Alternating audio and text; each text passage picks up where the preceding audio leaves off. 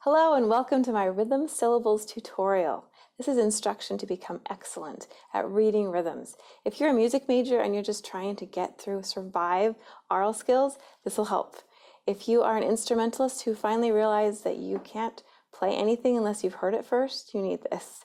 If you're a piano teacher who wants to start using the Playing the Piano Do Re Mi series and you don't know anything about rhythm syllables, this should help as well.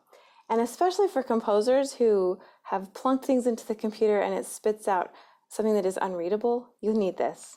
So this is all for you. All right. Now you may think that you really have no experience with rhythm syllables, you don't know what they are. Let me just give you an example.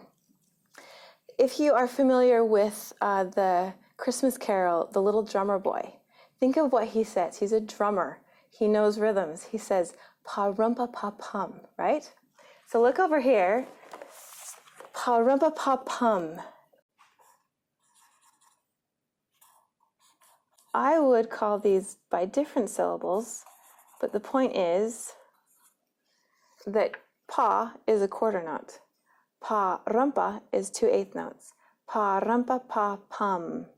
I would call these differently, so let me just say what I would do. Ta-ti-ti, ta-tu. Both of those are rhythm syllables. Ta-ti-ti, ta-tu. We attach a syllable, the same syllable, every time to the same rhythm symbol, okay? All right. Let's get started with one that kind of helps us illustrate what works and with what doesn't and why rhythm syllables are so awesome. Here's a rhythm right here.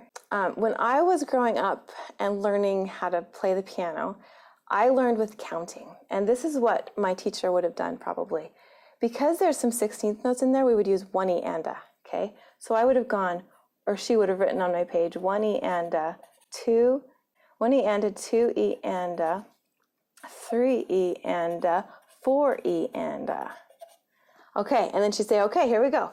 1E and a, 2E and a, 3E and a, 4E and a. And she might say, do that for me. Did you hear it? Did you get it? And I'd go, I don't know. And we'd say it over and over again. The first rule of having a really good system, a rhythm syllable system, is whatever we hear or speak has a one-to-one correspondence with a note. So look at this. These two, there's a one-to-one. These are all extra right here. There's one and another one. So look at all the extra stuff. Your brain doesn't know what to do with that. If we did it how? Using rhythm syllables, even if they're different syllables, even if they're number syllables, it would be much better. 1, 2, let's see, 1, 2, and a 3, 4. See that? Now I have a one-to-one correspondence. That works.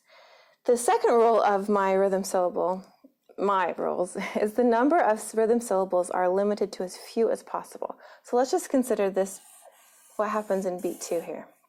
We have a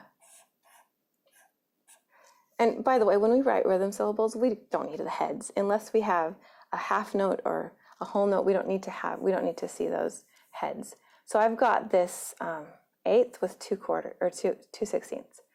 So it's called a 2 and a, right? But what happens if I move that, instead of being on beat 2, it's on beat 1. If it's over here, now it is not 2 and a, it's 1 and a. Or if I put it on 3 or 4, it's the same thing. It's a different name. It's called something different. So we don't want to do that. We don't want to use numbers because it limits us, or else it extends how many rhythm syllables we have by a ton. I want to show you the rhythm syllables that we use here. So we just start right here. There's a ticky-ticky. So a 16th note is called key. And we call it ticky-ticky when we put a bunch of them together. They're either T-ticky or they use the T with it because of rule number 3. We want them to be rhythm syllables are easy to vocalize rapidly. If you were to go kiki, that's really hard to do very many times. But ticky-ticky, ticky-ticky, ticky-ticky, that's easy. So those are called ticky-tickies. Then we have a triplet, which I'm sure you've heard of. Although, if we call it a triplet and spell it how we normally spell triplet, it doesn't satisfy rule number 1. There's not a one-to-one correspondence. So we add an O, triplet, so we can actually have 3 syllables there. Triplet, triplet. There's a titi, a ta, a tu, a tum, and a toe. Those are our basics. There's only 7, which is pretty cool. Not very many to memorize. And then start putting them together. We can make combinations as well.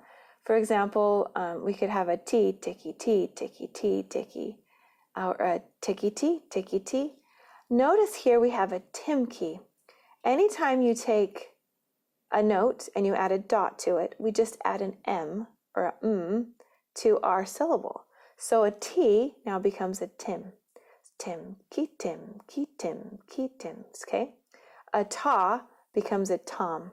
And we actually spell it with an H, so we don't call it a tam, ki, tam, ti. So this would be now tom, ti, okay?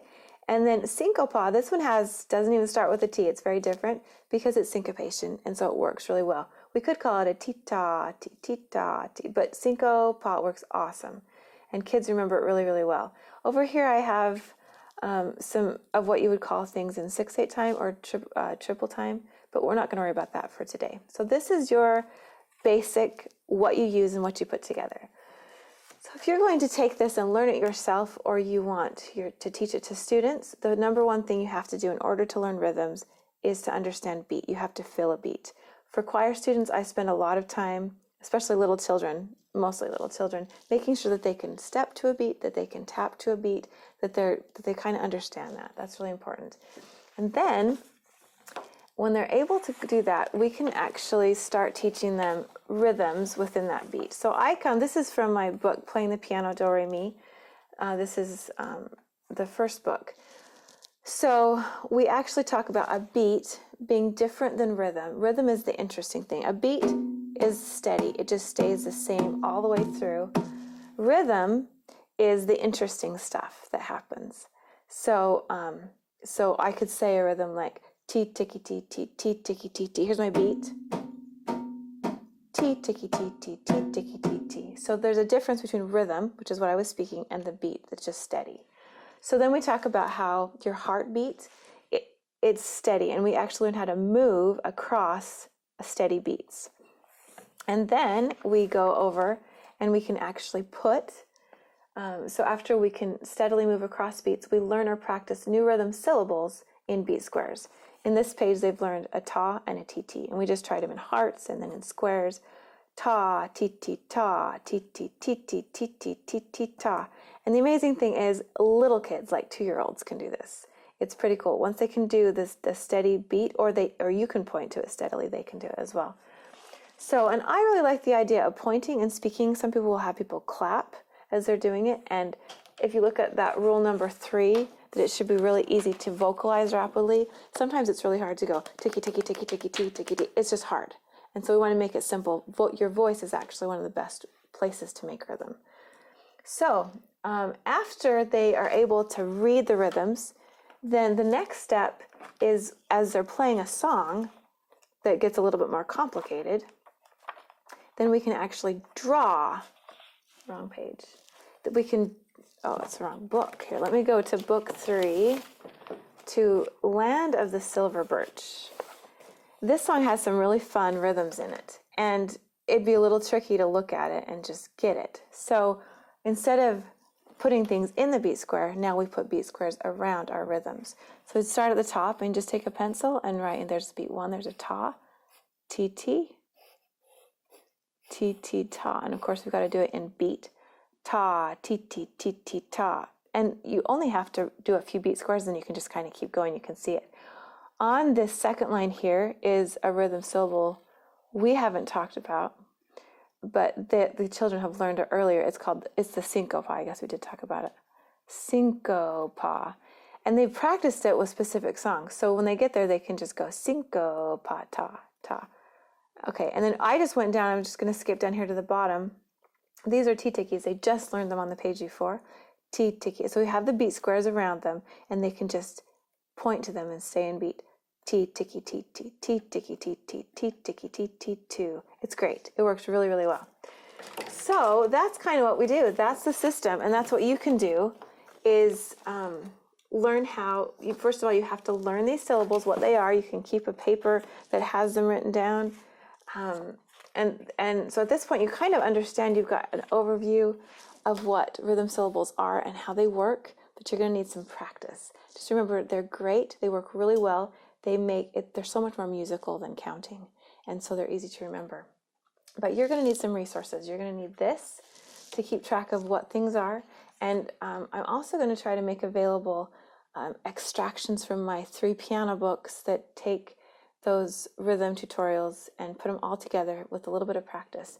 And you can just move forward and become excellent at reading rhythms. So thank you for joining me for this Reading Rhythms tutorial.